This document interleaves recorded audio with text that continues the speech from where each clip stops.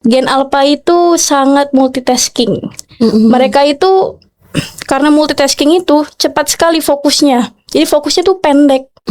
Ya, karena mereka bayangan main HP, terus mereka mendapatkan informasi yang begitu cepat dan aplikasinya berpindah-pindah. Itu secara tidak langsung membuat fokus mereka pendek. Cita-cita mereka juga berbeda sekarang. Ya gak? Kalau ditanya ya gak sih? Iya benar. Kayak pengen jadi content creator, pengen banyak jadi yang kayak gitu. YouTuber. Iya. Terus kayak pernah kayak Ustazah nanti coba lihat deh apa namanya YouTube aku. Iya benar. Tapi jangan lupa subscribe. Kira-kira nih kalau jadi menteri pendidikan atau enggak jadi pemerintah gitu, masalah apa yang pertama kali harus diperbaiki dari sistem pendidikan kita?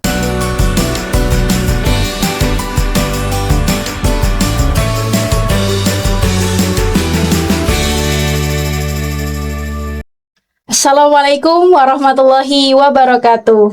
Halo Wonder People. Hari ini kita akan sharing bareng mengenai bagaimana sih pengalaman guru Gen Z menghadapi murid-murid Gen Alpha. Jadi saya dan sahabat saya akan bertukar cerita dan menyampaikan perspektif kita mengenai dunia pendidikan di sekolah. Oke, yeay. Halo Mbak Sela.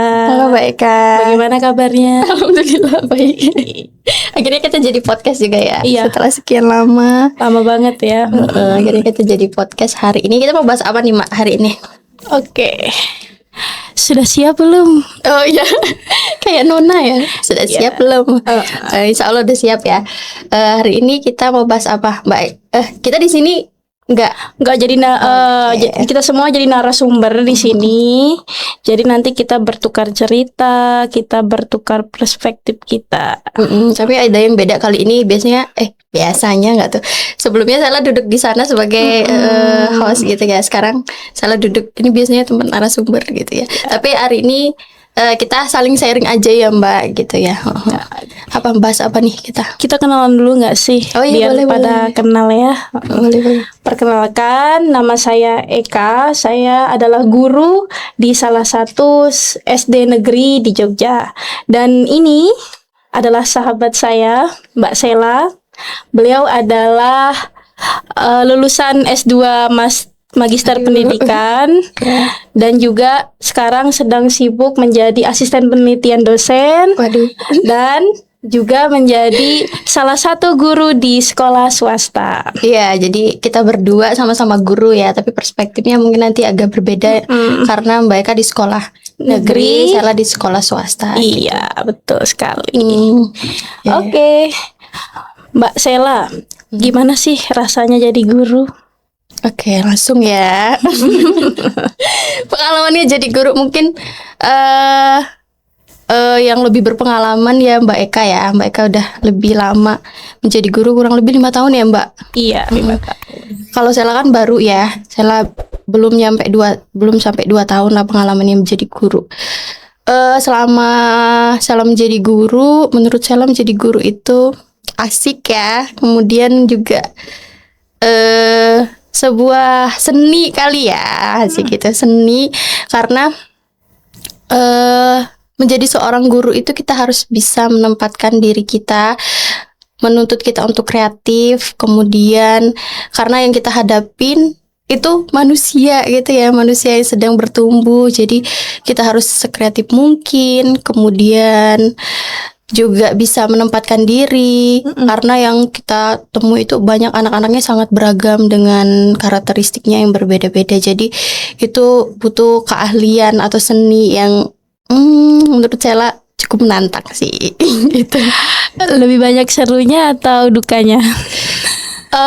Kalau kayak gitu 50-50 kali ya, karena ya ini kan pengalaman yang belum begitu lama juga ya buat Sela. Jadi mungkin Sela masih banyak belajar dari situ gitu. Jadi selain mengajar, menjadi guru itu juga menurut Sela itu belajar ya, kita selalu belajar. Iya, jadi guru tuh harus belajar 2 kali. Iya betul. Jadi kayak dari siswa itu yang menurut Sela yang luar biasa sekali adalah ketika kita itu jadi termotivasi untuk belajar lagi. Yang pertama itu, kemudian dari karakteristik mereka yang berbeda-beda, karakteristik siswa yang berbeda-beda itu kita juga bisa mempelajari dan menyesuaikan diri. Itu itu seru sih menurut saya. Jadi kayak kita belajar memahami manusia, karena kan tujuan pendidikan untuk membentuk manusia menjadi manusia yang sesungguhnya gitu, pemanusiaan manusia gitu ya. Jadi 50-50 lah, tapi juga ada tantangannya ya itu tadi, mungkin ya sama aja sih kayak karena berbeda tadi ya Mbak, jadi kayak banyak banget penyesuaian yang harus dilakukan gitu. Kalau Mbak Eka gimana? Kalau saya satu kata, Apa tuh? challenging. Widih, ya. Benar kata Mbak Sela tadi ya, jadi guru itu banyak tantangannya. Karena jadi guru itu berbeda dengan profesi yang lain ya. Kalau profesi lain yang dihadapi benda mati, kalau kita guru itu menghadapi benda hidup, menghadapi manusia yang beda pikirannya, beda jiwanya, beda emosinya. Jadi dengan kita belajar memahami mereka, secara tidak langsung kita belajar bagaimana mempersiapkan diri menjadi orang tua. Widih, udah siap belum? Udah jadi orang tua aja ya. Bener-bener, apalagi kita kan belum pernah kayak Gen Z itu ya, kita umur kita juga. Emang kita Gen Z ya? Iya dong, iya dong. 2000 yang mereka juga kan sih, Iya, Gen Z, masih Gen Z. ya. Jadi pengalaman jadi orang tua juga belum pernah ya. Jadi kayak kita juga belajar. Mungkin nanti Sela tuh kayak gini kalau lihat siswa, apalagi kan Sela di kelas bawah ya sekarang. Kayak gini, misalnya ada satu siswa kayak kayak gini Sela ngeliatnya, nanti anak Sela kayak gini gitu. Jadi kayak terus Sela juga suka penasaran kayak orang tuanya gimana ya didiknya, kok bisa jadi kayak gini gitu. Bener. Terus kayak misalnya ada sesuatu yang kayak keliru, atau misalnya kayak dari anaknya mungkin ada yang miss ya, misalnya kayak apa ya penyebabnya, apa ya gitu, kayak apa ya yang bisa biar anak tidak menjadi seperti ini, nanti seperti apa ya. Jadi kita banyak banget sih belajarnya menurut saya sih. Jadi bekal ya buat kita ya. Insya Allah ya. Oke. Kenapa sih pengen jadi guru? Oke. Kalau saya sih, ini flashback dulu ya Mbak. Jadi kan kita berdua sama-sama nih ya, backgroundnya pendidikannya S1-nya PAI. Dulu awalnya saya pengen menjadi guru itu sejak SMA ya. Keinginan jadi guru itu sejak SMA. Kebetulan dulu kita ini ya IPA ya Mbak. Iya, kita anak eksak banget gitu. Kita berdua itu anak IPA ya berdua ya Mbak. Tapi nggak jauh sih dari IPA ke PAI. Ya, cuma di tuker-tuker aja hurufnya ya. Tuker aja hurufnya gitu.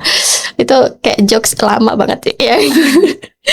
Jadi dulu waktu SMA itu saya pernah ikut rohis. Kemudian kayak kalau di rohis tau nggak sih kayak ada halakoh gitu ya. Kayak Kumpul-kumpulan, saling sharing sama teman-teman, sama asatiz, sama ustazanya gitu. Kemudian di sekolah saya itu kayak ada kayak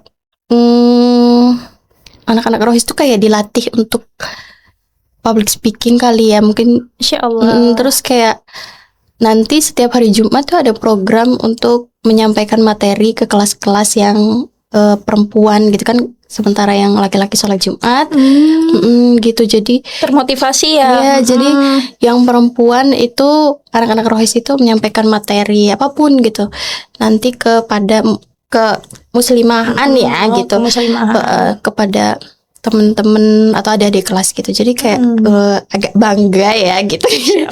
Kayak seru deh gitu mengajar ketika orang-orang bertanya kepada kita. Kemudian sebelum mengajar kita pasti mempersiapkan ya Mbak, kayak mempersiapkan. Jadi kita juga belajar. Jadi di situ saya aja kayaknya kalau ngajar seru deh gitu. Jadi saya kayak pengen deh jadi guru, karena mungkin dulu ilmu yang karena sebelumnya itu tentang keagamaan ya. Jadi kayak jadi guru PAI deh gitu. Jadi makanya saya tertarik untuk jadi guru, mungkin salah satunya dari itu ya. Nah, kalau Mbak Eka nih gimana? Oke, sebelum ke aku, berarti Mbak Sela ini kan pernah S2 manajemen pendidikan ya. Betul. Berarti kalau sambil ngajar, berarti makin keren ya. Teorinya dapat, lapangannya juga dapat. Oh iya, alhamdulillah kan saya punya kesempatan untuk belajar di S2 ya. Itu apa namanya, setelah S1 kebetulan saya langsung belajar ke S2, yang mana kan kayak dari kita S1 PAI itu kan belajar teori pendidikan dan lain-lain ya Mbak. Terus di S2 juga kurang lebih sama, tapi lebih kepada administrasi pendidikannya kalau di manajemen pendidikan itu. Belajar leadership ya. Iya betul, leadership itu banyak tentang kepemimpinan, manajemen dan lain-lain. Tapi ya tentu saja kan kajiannya tetap apa namanya, kayak walaupun kepala sekolah pengawas, tapi kajiannya ya otomatis ke sekolah juga kayak gitu. Dan saya ngerasa kayak lihat teman-teman yang udah punya pengalaman mereka mengajar itu lebih nyambung pas belajarnya di S2. Oh iya. Karena kan itu belajar tentang administrasi pendidikan, organisasi pendidikan, kayak gitu, komunikasi, termasuk pada komunikasi kepada orang tua dan lain-lain. Saya ngelihatnya mereka lebih nyambung aja gitu loh, karena mereka sudah praktek ya, misalnya kayak apa namanya, karena mereka setelah S1 mengajar dulu, kemudian baru lanjut S2. Sedangkan saya waktu itu dari lulus wisuda S1 langsung lanjut S2, jadi kayak pengalaman di lapangan saya kurang, saya ngerasanya seperti itu. Jadi sarannya buat teman-teman mungkin ya yang S1 pendidikan yang mau melanjutkan ke S2, saya sarankan mungkin bagusnya sambil mengajar, atau enggak sebelum melanjutkan S2 itu mengajar terlebih dahulu gitu sih Mbak, menurut saya. Jadi kayak lebih nyambung aja antara teori dan prakteknya gitu. Jadi kayak lebih nyambung lapangannya dan teori-teori yang kita pelajari gitu sih. Oke, Masya Allah ya.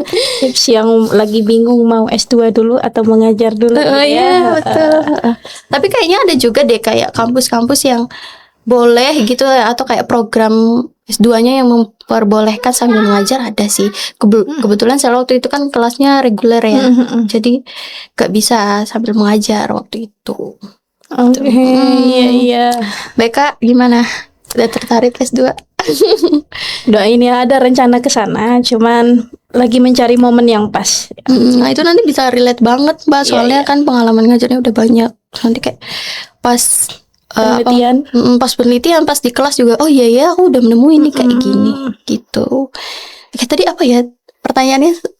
Itu kenapa mau jadi guru? Oh iya, kenapa Mbak jadi guru? Kalau Mbak Eka mau jadi guru, cerita ya ini ya. Jadi awalnya itu nggak pernah kepikiran mau jadi guru. Bahkan waktu SMA itu kan aku kan sering ngajar teman-teman, yang ngajarin temen kayak gitu. Kak, kamu jadi guru aja. Terus kata aku, nggak mau jadi guru, nggak suka kayak gitu ya. Terus ternyata waktu mau kuliah itu kan coba daftar di BMKG di jurusan geofisika kayak gitu ya. Ternyata nggak lulus. Terus nggak tahu dari mana akhirnya memilih Bismillah PAI gitu ya. Jadi jauh ya dari BMKG ke PAI gitu ya. Iya. Terus ternyata setelah dijalani, ternyata menjadi guru adalah my passion. Gitu, Masya Allah ya. Ya jadi kita tuh nggak pernah tahu gitu ya. Mungkin kita inginkan itu, tapi ternyata Allah punya takdir yang lain. Ternyata itu yang kita butuhkan. Jadi buat teman-teman yang sedang sekarang merasa salah jurusan, jangan berkecil hati, jangan patah semangat. Bisa jadi inilah yang kita butuhkan, bisa jadi inilah passion kita sesungguhnya. Betul. Kalau kamu misalnya tidak mencintai, tidak mendapatkan apa yang kamu cintai atau yang kamu sukai, bisa jadi, maka cintai apa yang kamu lakukan gitu ya, gitu. Betul banget buat hari ini.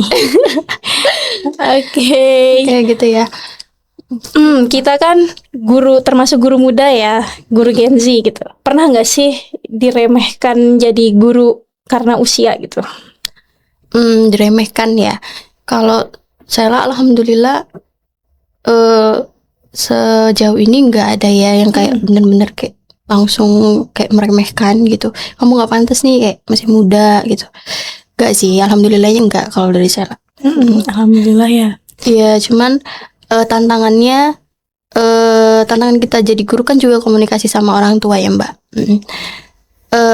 Sama orang tua kan pastinya orang tua siswa itu kan lebih usianya Lebih di atas kita.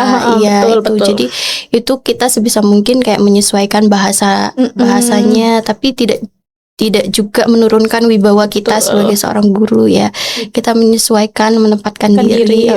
Itu tantangan buat Sela juga. Kemudian ya itu tadi, membangun komunikasi itu tadi sih penting menurut Sela. Walaupun sekarang mudah ya melalui WA dan lain-lain kayak gitu, tapi tetap harus dijaga itu sih, kayak attitude-nya, kayak cara komunikasi yang baik seperti apa. Jadi alhamdulillah sejauh ini seolah saling menghargai sih ya, orang tua wali sih Sela menghargai insyaallah. Nah, kalau Mbak Eka gimana tuh? Kalau sejauh ini alhamdulillah ya, dari teman-teman guru maupun siswa belum pernah ya diremehkan karena gurunya masih muda gitu. Tapi kalau lagi di luar, misalnya lagi jajan di toko atau di warung, sering ditanya kayak gini, Mbak kuliah di mana? Gitu. Iya, udah kerja. Loh, udah kerja apa? Jadi guru. Kemarin banget nih waktu lagi beli plastik kurban. Mbak kuliah di mana? Enggak, udah kerja Bu, gitu. Oh, jadi apa? Jadi guru. Loh, masih muda bisa jadi guru, gitu ya, gitu. Bisa dong. Emang bisa, katanya gitu. Insya Allah, gitu. Insya Allah bisa ya, paling Bu. itu sih, sering dikira masih kuliah, gitu. Atau ada fenomena yang sekarang mereka tahu gak, kayak yang ditakutkan guru Gen Z itu adalah ketika ketemu muridnya saat lagi nongkrong. Oh iya, benar-benar banget. Kita harus benar-benar jaga image ya kalau di luar, apalagi ketemu murid kita gitu ya. Iya, itu salah sekarang juga ngerasain, kayak misalnya kita lagi kayak di kafe atau gimana ya, kayak biasa kan, kayak terus nanti tiba-tiba atau kita ke tempat wisata terus ketemu wali murid atau benar-benar. Jadi kita kayak otomatis menjaga diri juga. Kayak wah, harus ini nih, nanti kalau kelihatan wali murid atau kelihatan murid gimana nih sikapnya nggak sesuai kayak Masya Allah. Ya gitu. Iya, Mbak Eka gitu juga gak? Sama dong pasti. Iya. Tiba-tiba ada yang manggil Bu Eka gitu, salim gitu ya kan. Betul banget. Iya kan. Nah gitu, jadi guru berarti bisa juga kayak kita menjaga biar kayak terjaga gitu. Iya, menjaga marwah kita, latihan. Iya, menjaga marwah, betul. Kalau kita kan guru Gen Z ya, murid kita kan Gen Alpha. Ada nggak sih cerita momen unik gitu ya, cerita lucu tentang anak-anak kita gitu? Ya banyak banget ya sebenarnya. Kayak Sela tuh ngajarnya kelas selama Sela mengajar itu selalu dapatnya kelas 1. Saya juga nggak tahu kenapa ya. Karena cocok pembawaannya, kan biasanya guru kelas 1 tuh image-nya lembut, penyayang gitu. Padahal nggak tahu aja. Galak. Iya, tegas bukan galak. Jadi banyak banget ya kayak tingkah-tingkah polos mereka, kayak pertanyaan-pertanyaan mereka yang random banget. Random banget gak sih gitu. Tapi nanti saya ingat-ingat dulu deh apa ya pertanyaan lucunya. Nanti mereka tuh suka nanya hal-hal kayak sebenarnya itu pertanyaannya simple, tapi kayak deep banget gitu. Deep banget gitu. Apalagi tentang agama ya. Iya, betul. Jadi kita harus hati-hati kayak gitu. Itu menurut saya itu tantangan sih. Tantangan. Kita juga nggak bisa asal jawab. Kita juga harus banyak belajar. Justru dari pertanyaan-pertanyaan yang terlihat sepele, ternyata itu butuh jawaban yang sangat dalam gitu ya. Harus pelajari gitu. Itu Mbak Eka juga pernah, Sel. Jadi ada murid ya. Jadi mungkin ini salah satu karakter dari Gen Alpha ya. Jadi tuh kelas 2 dia ya, muridnya Mbak Eka tuh kelas 2. Dia itu namanya adalah ya gitu ya. Dia itu si A suka nonton YouTube. Nah, ini salah satu karakter dari si Gen Alpha itu lah, suka dengan teknologi, dekat dengan teknologi. Jadi dia tuh nonton YouTube terus. Nah, sering lihat tentang tentang Allah, tentang Rasul, tentang malaikat lewat di YouTube itu.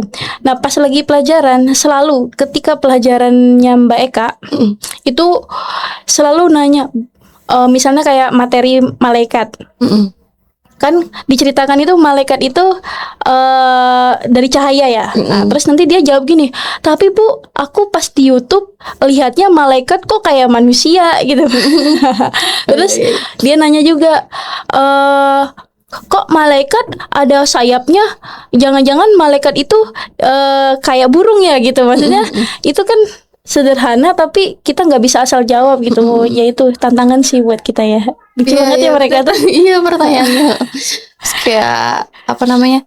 Ini saya ngerasa juga kayak punya fans. Ya gak sih? Iya gak sih? Iya sih, benar-benar. Kayak misalnya mereka tuh benar-benar memperhatikan penampilan kita. Iya, suka nanya-nanya benar. Emosi kita. Kayak Betul. misalnya nih, kayak salah kayak lagi gak pakai lipstik aja nih ya Mbak, kayak atau gak lipstiknya lagi dihapus nih, kok Ustazah pucat, Ustazah sakit ya, kayak gitu kan. Iya, bener banget. Terus kayak misalnya kita lagi diem, Ustazah kenapa, kayak gitu ya kan. Iya, Jadi kayak benar-benar. mereka tuh benar-benar merasakan emosi kita. Terus kayak dari penampilan kita aja, misalnya kayak pakai jilbab warna pink, misalnya kayak gini, ih Ustazah bagus pakai warna pink, kayak gitu.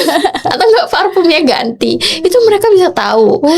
Ya kayak terus pas kita datang kayak Ustazah gitu. Jadi kalau ekspresi kita kayak capek kayak gitu, terus itu berpengaruh banget buat mereka. Jadi Iya, bener banget, apalagi kelas 1 ya. Kita ya menjadi badutnya ya. jadi kayak harus ekspresinya kayak gitu sih, biar mereka ngerasa kalau misalnya kita ada sesuatu yang beda dari kita, mereka pasti langsung kayak, Ustazah kenapa ya gitu. Ya itulah, guru itu harus punya skill juga. Skillnya adalah menyembunyikan emosi. Iya, Jadi iya, kita kalau ada masalah gitu ya di depan anak-anak, kita harus bisa seprofesional mungkin untuk tidak menunjukkan emosi kita, karena itu sangat berpengaruh bagi mereka. Ya benar-benar, iya nggak bagus banget sih, iya benar. Masya Allah, kita tuh jadi guru tuh latihan jadi ibu, latihan sabar, banyak ya, Masya Latihan Allah. sabar, ya benar. Oke, sekarang kan banyak ya kita lihat di medsos ya Mbak. Guru itu ingin berusaha dekat sama muridnya, tetapi kadang kita tuh ngelihat kadang kelewatan ya. Oh ya, Menurut Mbak itu seberapa penting guru menjaga wibawanya? Nah ini fenomena ini salah juga nggak menyalahkan teman-teman ya, mungkin mereka punya pendekatan yang berbeda. Kayak misalnya fenomena di TikTok, Instagram, ya sosmed lah, kayak guru dan murid begitu dekat gitu ya, sangat dekat sampai tidak ada batasannya. Menurut saya lah ya, guru itu ya memang perlu ya deket ya Mbak dengan Perlu siswa. banget karena harus masuk dunia mereka. Betul. Ya perlu banget dekat sama mereka, tapi kita tetap harus menjaga wibawa kita menurut Cela. Jadi kayak kita tahu, ya kembali lagi kayak tadi, tantangannya adalah menyesuaikan diri gitu. Kapan kita harus memeluk mereka, kapan kita harus bersikap tegas gitu, kapan kita harus bercanda. Betul. Jadi itu kita ada batasannya gitu. Jadi saya seperti itu ya, selama ini saya terapkan. Kayak misalnya ketika saya marah, kalau misalnya saya butuh tegas gitu ya, saya akan lakukan gitu. Kayak jadi mereka kayak ada rasa segannya gitu loh. Betul ya, tetap persegan itu harus ada. Kemudian kayak gini, saya itu kan di sekolah saya tuh guru itu nggak ada ruang guru kayak gitu kan, kayak mereka mungkin ada kantor gitu kan. Oh, jadi kantornya di mana? Jadi kayak apa namanya, meja apa ya namanya, kantornya di kelas. Oh, Nah, jadi karena wali guru kelas- tuh seharian di kelas gitu. iya Masya Allah, keren sih, keren ya. kayak jadi kayak di sana meja pribadi kita ya istilahnya, meja meja kerja kita, komputer, semuanya di situ. Jadi kayak full memang sama anak-anak. Jadi itu kan kayak deket banget ya sama Benar. anak-anak, karena sama anak-anak terus kan di istirahat sama anak-anak kayak gitu. Jadi kalau kita tidak bisa membawa diri ya, kayak itu nanti bisa ya kayak gitu, kayak kelewatan gitu kan. Jadi anak-anak jadi nggak ada rasa takutnya lagi, kayak sama kita nggak ada rasa segannya lagi gitu. Nah, cara saya mengatasinya kayak bikin apa? Kan mejanya di sudut gitu kan. Bikin batasan gitu. Iya, batasan. Kayak ini ruang privasi ustazah. Iya. Kalian tidak boleh melangkah melalui batas ini. Terus nurut nggak mereka tuh? Nurut, nggak Oh, ada iya? yang berani masuk. Karena mungkin masih kelas 1 ya, Mbak. Oke, Heeh. iya, iya, Iya, iya. lucu banget. Jadi kayak mereka juga kayak wanti-wanti nih ke teman-teman mereka, kamu gak boleh, itu kayak tempat ustazah, gak boleh melalui garis itu. Kalau misalnya ada teman-teman Iya. teman-teman yang melalui garis itu, Lucu banget paling ya. Aduh. iya. Ya, tapi tetap aja sih kalau kita lagi makan diliatin kayak gitu kan, ya bisa anak-anak ya. Tapi ya itu cara membatasi kayak gitu. Oh, ini ruangnya ustazah gitu, ruang privatnya ustazah, nggak boleh diganggu. Ya mengajarkan ke mereka juga lah kalau setiap orang itu punya privacy ya. Iya, betul. Jadi mereka juga nggak mainin kayak misalnya mainin barang-barang yang ada di meja kerja kita, nggak kayak gitu. Jadi Betul mereka udah tahu gitu. Kalau ini agak sensitif sedikit ya. Kalau yang guru tiktokan sama muridnya tuh bagaimana tuh? Oh, sebelumnya saya minta maaf dulu ya untuk teman-teman saya, mungkin ada yang apa namanya, tiktokan kayak gitu ya. Menurut saya selagi media sosial itu digunakan sebagai bagian dari pembelajaran, sebagai media, itu bagus banget, ya kan? Ya nggak, mereka setuju nggak? Ya karena kita nggak bisa terlepas dari dunia itu. Iya, Teknologi betul. itu, untuk generasi Jadi, sekarang. Saya juga sering menggunakan apa namanya, kayak medsos itu, kayak atau kayak aplikasi-aplikasi yang bikin pembelajaran kan, mereka juga mungkin Iya, ya, iya. kayak nanti kita mengambil video dari sana, kemudian kita membuat video pembelajaran, kemudian diposting. Itu bagus menurut saya. Jadi selagi itu terkait dengan pembelajaran dan dalam bagian pembelajaran, oke-oke aja. Yang penting ada manfaatnya gitu. Tapi kalau misalnya, maaf, kayak misalnya joget-joget gitu ya, terus kayak antara guru dan siswa joget-joget Berlebihan gitu ya. itu menurut saya kurang baik ya. Iya. Karena apa namanya, tujuannya kalau cuman untuk hiburan semata mungkin ya. Jadi kalau guru dan murid main TikTok nggak masalah, yang penting tujuannya bagian dari pembelajaran dan tidak berlebihan, seperti mengajarkan laki-laki dan perempuan itu ada batasannya, seperti itu ya, menjaga aurat gitu ya. Masya Allah. Kan banyak juga nih tren TikTok yang bagus ya menurut saya, kayak misalnya kayak pembelajaran yang menarik, kan banyak konten-konten Iya, gitu. betul. Itu bisa diikuti kayak gitu, bisa banyak banget sih. Jadi tergantung dari kitanya sih memanfaatkannya seperti apa gitu, menurut saya. Itu sih. Insya Allah. Terus ini kita kan selain berhubungan dengan siswa, dengan anak-anak, pasti kan berkomunikasi dengan wali muridnya. Iya. Nah, itu bagaimana pengalaman berkomunikasi dengan wali murid selama mengajar, Mbak? Tadi mungkin udah sedikit salah singgung ya. Komunikasi sekarang kan sudah gampang banget ya. Kayak melalui telepon genggam gitu ya, melalui HP gitu. Jadi serba mudah antara wali kelas ya, saya sekarang wali kelas, kemudian sama siswanya, semuanya bisa dilakukan melalui HP gitu ya. Komunikasinya itu tadi yang pertama, kita tahu cara komunikasi yang baik, Menempatkan diri lah ya. cara komunikasi yang baik. Kemudian kita juga ada batasan, kayak misalnya saya nggak akan membalas chat lewat jam 8 malam misal, kayak gitu. Kemudian tidak menelpon sebelum chat terlebih dahulu, kayak gitu, kecuali yang sangat mendesak ya, kayak gitu. Jadi apa namanya, kita juga yaitu menempatkan diri dan cara komunikasi dengan baik kepada wali ya, oleh siswa. Kemudian, tapi saya lebih sukanya komunikasi secara langsung, Mbak, sebetulnya ya. Iya benar, enak langsung. Jadi kita bisa lihat emosinya, bisa lihat mimiknya, ekspresinya, dan kadang chat lewat WA gitu tuh kadang bisa membuat salah komunikasi. Iya, betul. Jadi kayak misalnya nih di kelas saya kemarin kan ada kejadian kayak anak-anak berantem gitu ya, ada ada indikasi, kalau dibiarkan ada indikasi pembulian kayak gitu. Saya cuma menyampaikan ke wali siswanya, ke orang tuanya bahwa ada seperti ini, tapi untuk penyelesaiannya silakan datang ke sekolah kayak gitu. Saya sampaikan seperti itu.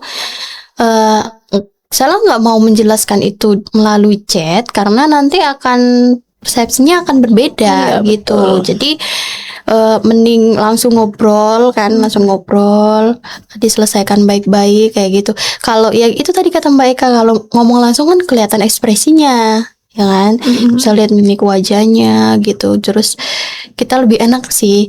Nah, yang apa namanya? Satu momen yang paling saya sukai juga menjadi sebagai seorang guru itu adalah momen bagi rapot.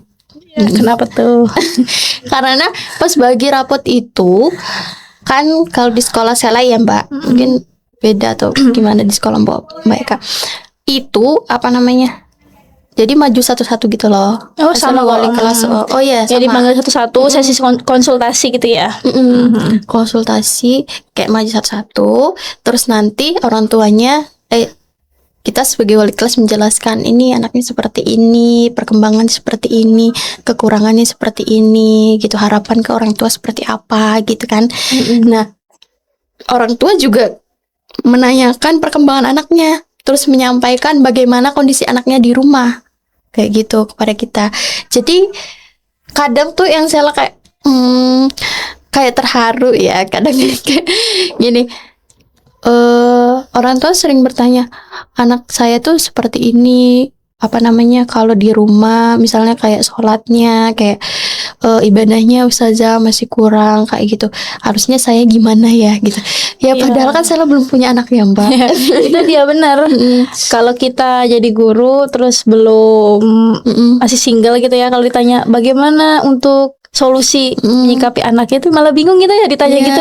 Iya. Jadi hati-hati banget. Iya, harus hati-hati gitu ya. Mungkin kita bisa menjawab berdasarkan ya apa buku yang kita baca atau kayak apa namanya yang kita pelajari ya. Sedangkan di mengalaminya langsung beda dengan teori ya. Beda banget.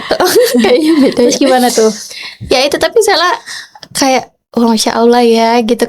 Orang tua begitu percaya gitu loh sama Sela, sampai nanya solusinya ke Sela gitu loh, kayak jadi kan Sela seneng aja sih dikasih kepercayaan kayak gitu, dan Sela mengkomunikasikannya juga seneng gitu loh. Ya. Berarti kan kalau seperti itu kan orang tua mau diajak kerjasama ya, itu penting banget soalnya kayak penting banget kerjasama antara guru dan orang tua itu penting banget sih gitu.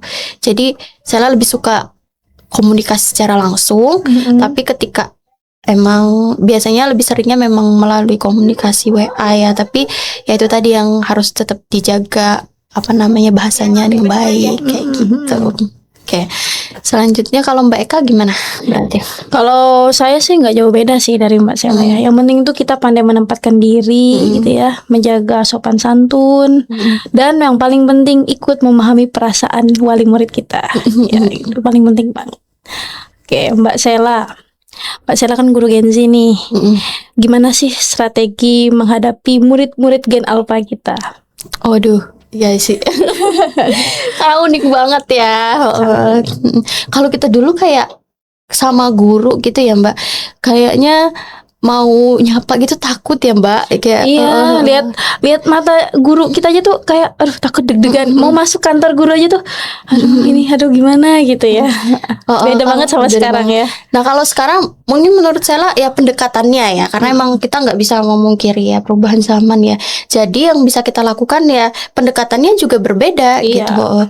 Jadi kita kayak harus bisa menjadi teman. Kapan kita harus menjadi teman, kapan menjadi guru, kapan menjadi orang tua gitu. Supaya anak tetap ada batasannya, itu kita menempatkannya harus sesuai gitu. Jadi kayak ya mereka mungkin karena kemudian yang kedua informasi yang mereka dapatkan lebih banyak ya. Sekarang banyak banget informasi yang mereka dapat dari internet, dan sekarang sudah ada AI gitu. Jadi kita itu mengajar bukan kepada anak yang apa namanya, anak-anak yang belum mengerti sama sekali atau minim gitu ya pengetahuan. Karena itu dunia mereka. Sekarang tuh kayak bukan seperti itu lagi gitu. Jadi kayak kita sering diskusi sama mereka gitu, dan kalau salah kayak nanya pendapat mereka. Kayak misalnya saya kayak kemarin ya bab Nabi Adam, kayak kisah Nabi Adam. Mereka juga kan kelas 1. Iya. Itu apa namanya? Sebelum saya menjelaskan, saya kayak siapa yang pernah dengar kisah Nabi Adam? Biasanya mereka tahu duluan. Wah, semangat banget. Di kelas saya itu kayak semangat banget, anak-anak bisa apa nggak bisa menjawab, pokoknya tunjuk tangan dulu aja gitu. Kayak semangat belajarnya, kayak berkompetisinya. Nah, jadi mereka kayak aku ustazah, aku udah tahu, aku pernah baca bukunya, atau aku pernah nonton di YouTube gitu. Aku pernah nonton kisah Nabi Adam di YouTube gitu. Nah, terus kayak oke, karena sudah tahu, coba siapa yang berani menceritakan kayak gitu. Jadi mereka kayak sharing, saya suruh beberapa anak untuk menceritakan gitu versi mereka, versi yang mereka baca atau yang mereka dengar gitu. Nah, kemudian nanti baru kita tambahkan atau kita luruskan kayak gitu. Kemudian kita tambah dengan media-media yang menarik kayak gitu. Gitu sih Mbak, mungkin pendekatannya yang berbeda. Kalau Mbak Eka sendiri gimana? Oke. Kalau disclaimer dulu ya. Kita berdua di sini bukan psikolog, bukan ahli pendidikan. Kita cuman menyampaikan berdasarkan pengalaman kita dan pengetahuan kita ya. Oke, jadi ada istilah tak kenal maka tak sayang. Jadi untuk menghadapi Gen Alpha, kita harus kenal dulu karakteristik mereka. Ya kan, kita harus cari tahu dulu emang apa sih bedanya Gen Alpha sama Gen Z gitu ya. Jadi Gen Alpha itu yang paling terlihat banget pertama itu cirinya adalah mereka sangat dekat dengan dunia teknologi. Jadi kita tidak bisa membendung atau menjauhkan mereka dari teknologi. Seharusnya kita fokus mengembangkan potensi mereka gitu ya. Mungkin mereka seneng TikTokan, kita arahkan, ayo bikin konten, tapi yang mendidik, yang edukatif kayak gitu. Siapa tahu mereka bisa jadi YouTuber kayak gitu, atau jadi konten kreator, itu kan bagus sekali ya. Terus guru karena tahu Gen Alpha itu memang sangat dekat dengan teknologi, mau tidak mau guru harus belajar teknologi. Karena mereka itu belajarnya ya dengan teknologi itu. Kemudian karakteristik berikutnya adalah Gen Alpha itu sangat multitasking. Mereka itu karena multitasking itu cepat sekali fokusnya. Jadi fokusnya tuh pendek. Ya, karena mereka bayangan main HP, terus mereka mendapatkan informasi yang begitu cepat dan aplikasinya berpindah-pindah. Itu secara tidak langsung membuat fokus mereka pendek. Jadi guru itu bagaimana caranya membuat anak tidak jadi bosan ya. Jadi anak Gen Z itu cepet banget bosan. Misalnya mereka 15 menit dikasih pembelajaran ini, bosan nih, cepet banget bosannya. Ya, benar-benar. Jadi guru tuh harus kreatif bagaimana caranya menciptakan pembelajaran yang tidak membosankan atau pelajaran yang menyenangkan gitu ya. Kemudian karakteristik Gen Z berikutnya adalah mereka itu kritis. Kritis. Tadi kan kita kan sering ditanya tentang hal-hal random, tapi sebenarnya itu deep banget gitu ya. Tuh, jadi kita sebagai guru ya mau nggak mau harus banyak belajar karena kita harus siap menghadapi Gen Alpha ini. Iya, benar-benar. Itu sih. Mereka sangat berbeda. Cita-cita mereka juga berbeda sekarang. Ya gak? Kalau ditanya ya kan sih. Iya, benar. Kayak pengen jadi content creator, pengen banyak jadi kayak YouTuber. gitu. Iya. Terus kayak pernah kayak Ustazah nanti coba lihat deh apa namanya YouTube aku. Iya, benar. Tapi jangan lupa subscribe kayak gitu. Iya. Terus mereka akan suka kalau kita notice hal-hal kayak ya berhubungan dengan dunia mereka, kayak games atau apapun itu ya. Terus kayak media yang kita gunakan itu benar-benar harus menyesuaikan. Iya, menyesuaikan. Mereka akan happy banget penggunaan media dengan teknologi itu, mereka happy. Iya, guru harus kreatif, menciptakan pembelajaran yang menyenangkan. Joyful learning ya sekarang yang lagi Joyful learning, well-being ya. Dan ini yang paling penting juga, ini buat pengalaman aja sih ya, untuk sharing ke teman-teman. Jadi selain guru itu menyiapkan media pembelajaran yang menyenangkan, metode yang menyenangkan, jangan lupa menjadi guru yang pandai mendengarkan. Karena aku punya temen, dia guru ya, keren sih, mengajarnya itu keren. Jadi mungkin dia berbeda ya, tidak seperti guru-guru yang lain. Jadi dia itu untuk pembelajaran tidak terlalu sering menggunakan teknologi atau media pembelajaran yang terlihat wow gitu ya, sederhana tapi tetap pakai, cuman tidak terlalu sering setiap hari gitu, sesekali. Cuman yang uniknya, dia itu sangat disenangi murid dan muridnya itu senang belajar sama beliau. Ternyata pas kita sharing berdua, ternyata beliau ini itu pandai mendengarkan murid. Jadi cara dia menyampaikan, cara dia memperhatikan murid sangat baik. Jadi dia tuh kalau berkomunikasi dengan siswa di dalam kelas itu sangat hati-hati, sangat penuh perhatian, lembut tapi tegas, ada batasan. Jadi ini unik sih ya. Jadi di saat kita terlalu sibuk menyiapkan media yang macam-macam, tapi kita kadang lupa mendengar itu adalah skill yang harus dimiliki oleh guru. Jadi aku sendiri lagi belajar itu ya, gimana caranya jadi guru yang pandai mendengar, pandai perhatian kepada memahami murid, itu penting banget sih. Ya karena balik lagi ya, tujuan pendidikan memanusiakan manusia. Berarti manusia itu suka didengarkan. Kayak kelas 1 mungkin mereka ngalami juga ya. Dikit-dikit mereka itu laporan. Bener banget. Lagi istirahat ya. Aduh, itu kayaknya guru kerjanya 24 jam gitu ya kalau dikit-dikit, Bu Guru, ini dia tadi gangguin aku gitu. Iya. Itu kayak terus kayak kita cuma jawab, iya nanti Ustazah bilangin ya. Iya. Yang penting laporan aja. Yang penting kita tanggepin dulu. Iya bener banget. Mau kayak gimana nanti, yang penting tanggapin dulu. Atau kayak mereka mau nunjukin sesuatu kayak, Ustazah tadi aku bikin ini. Kayak cuma ekspresi, wah bagus banget. Ekspresif. Jadi memang ada teorinya. Kita tuh harus, kalau ke anak kecil itu merendahkanlah suara dan ekspresif gitu ya. Gitu. Aku pernah baca sih gitu. Iya, jadi kayak bentar-bentar laporan, bentar-bentar kayak mereka suka banget ya apresiasi, mereka suka banget didengarkan. Jadi kayak apa namanya itu tadi ya, kita memahami ya Mbak, memahami mereka dengan kita mendengarkan, mereka dianggap kayak ada gitu loh, kayak jadi divalidasi. Tuh kan, jadi guru banyak banget kan skillnya. Iya, jadi kalau kita belajar jadi guru, ya itu belajar kehidupan juga gak sih? Belajar. Ya insya Allah ya, insya Allah. Kemudian ini agak berat dikit sih ya. Ini berdasarkan VOV kita masing-masing aja gitu kan. Selama kita menjadi guru, kita kan merasakan langsung di lapangan bagaimana ya. Kira-kira nih kalau jadi menteri pendidikan atau enggak jadi pemerintah gitu, masalah apa yang pertama kali harus diperbaiki dari sistem pendidikan kita? Berat ya? Agak ini ya, agak berbobot ya. Bapak, makin sore makin berat. Menurut saya ya, karena background saya administrasi pendidikan ya, manajemen. Yang kajiannya tentang administrasi banyaknya. Dan ini relate juga sama setelah saya mengajar. Menurut saya sih kurikulum ya Mbak. Tapi bukan berarti kayak harus berganti-ganti gitu loh Mbak. Kayak bukan, enggak, saya tidak menuntut untuk ganti kurikulum lagi, tidak. Tapi yang sekarang sudah bagus ya, kurikulum bagus, sudah bagus. Kurikulumnya sekarang bagus. Tapi di lapangannya, di lapangannya benar-benar dipantau gitu loh, bagaimana penerapannya. Mulai dari kayak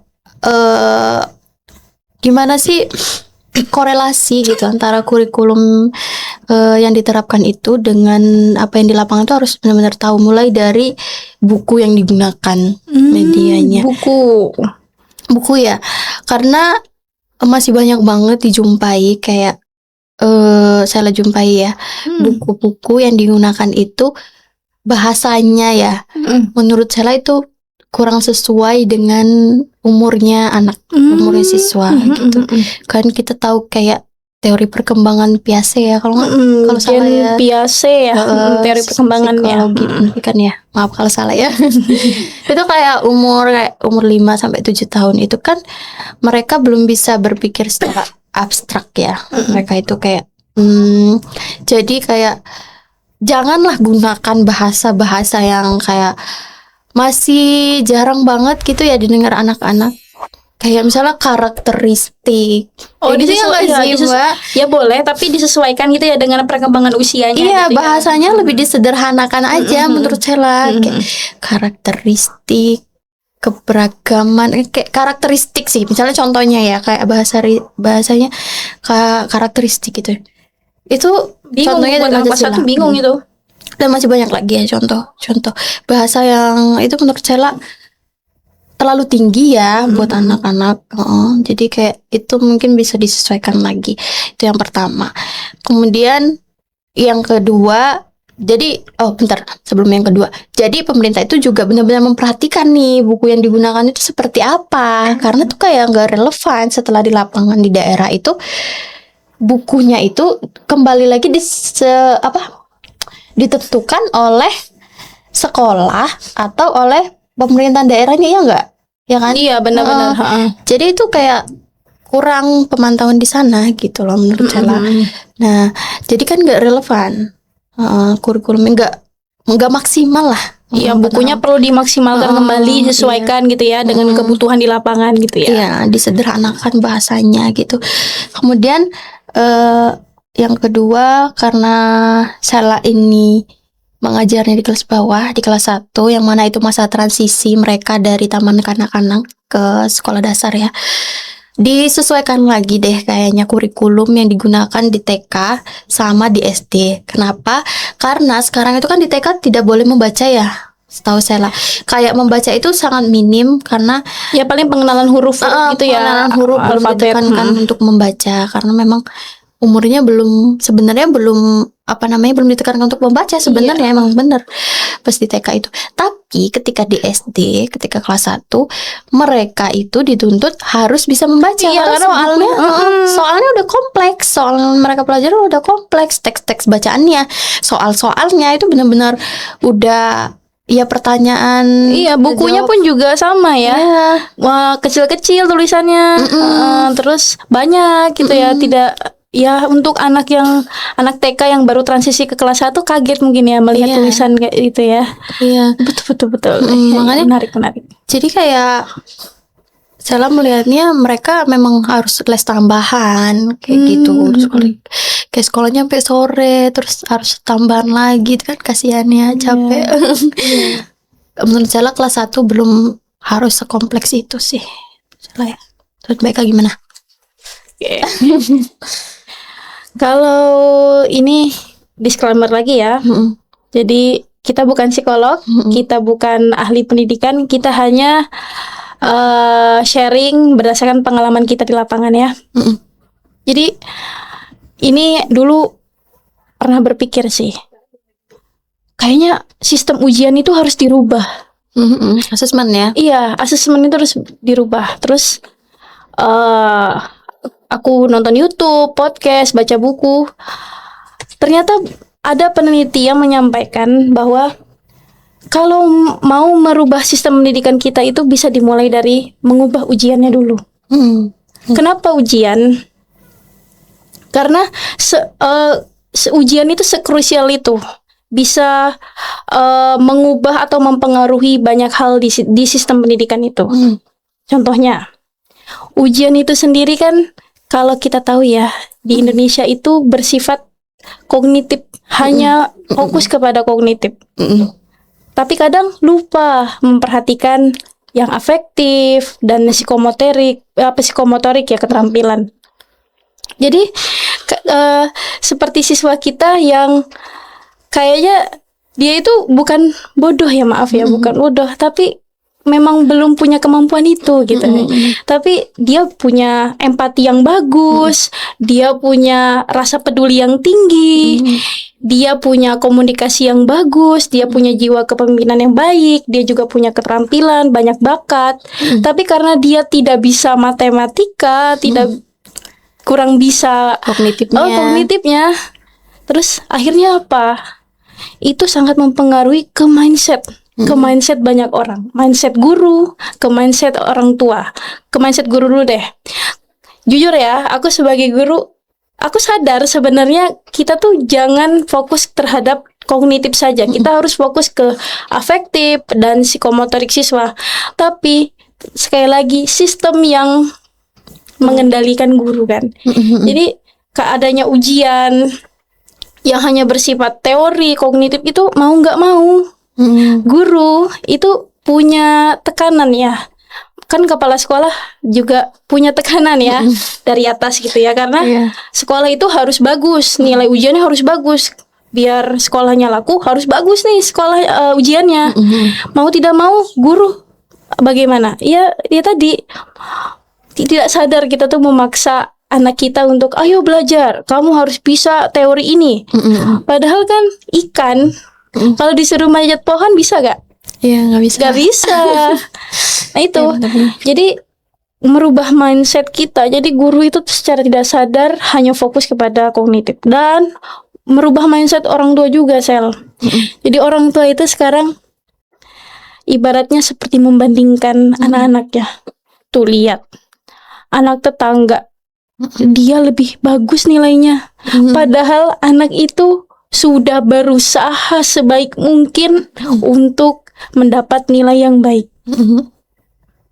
Ya, Betul. tapi orang tua lupa mengapresiasi itu. Iya. Iya. Atau memang anak itu memang bukan bakatnya di situ. Mungkin dia tidak pandai pelajaran itu, tetapi dia empatinya bagus, jiwa pemimpinnya bagus, ngobrolnya bagus, suka dagang, suka berjualan. Orang tua jadi lupa mengembangkan potensi itu. Iya, benar. Jadi orang tua sekarang lebih fokus les, anakku les. Biar nilainya bagus. Biar nilainya bagus. Jadi lupa anak itu selain harus Knowledge. bisa belajar, harus tahu knowledge, dia itu juga harus belajar kemandirian, belajar sosial, belajar di luar knowledge gitu. Makanya sekarang lihat kan, anak sekarang coba perhatiin di sekolah Sela. Itu anak-anak itu banyak yang bersikap apatis. Iya kan, cenderung nggak pedulian gitu ya. Lihat dulu kita ya, kalau lihat guru kita nyapu, kita langsung, Bu jangan saya saja yang sapu. Atau lihat ada yang temen kita jatuh, terus kita langsung nolongin itu. Sekarang itu fenomena kayak gitu langka. Karena apa tadi? Anak itu sekarang ngertinya, aku harus belajar saja yang pintar, nilai bagus, orang tua aku bangga. Tapi lupa diajarin tanggung jawab mencuci piring, kebiasaan membantu orang tua, sehingga dari kecil dia tidak terbiasa membantu, tidak punya tanggung jawab. Jadi ya besarnya, dewasanya dia tidak punya rasa itu. Bahkan kita lihat banyak orang-orang pintar di Indonesia ya korupsi karena itu. Iya, benar. Jadi itu juga berpengaruh ke ini sih menurut saya, kayak kepercayaan dirinya Nah mereka. betul, jadi nggak percaya diri, benar. Jadi kalau nilainya kecil dia gak percaya diri. Nah, aku gak itu. bisa gitu. Padahal dia jadi anak yang baik kayak Betul. gitu. Dia memiliki rasa peduli kepada temennya itu gitu. Jadi mungkin itu PAI dan Pancasila mungkin lebih dikuatkan ya. Iya. Jadi kayak nilai PAI kalau saya nggak menilai hanya dari kayak nilainya, tapi juga dilihat kalau misalnya anaknya, makanya selalu dikontrol sholatnya, ibadahnya, terus kayak ditanya kamu udah bantu apa aja tadi di rumah, seperti itu. Masya Allah. Gitu. Iya ya. Benar. Ternyata ngalamin juga ya. Ya, betul Mbak. Ya. Ya itulah. Kita jadi guru berusaha lah ya. Berusaha untuk tidak hanya fokus kepada knowledge, tapi kita fokus value-nya. Nilai-nilai. Semoga anak-anak kita jadi anak-anak yang lebih percaya diri ya. Ya, Itu penting banget sih. Oke.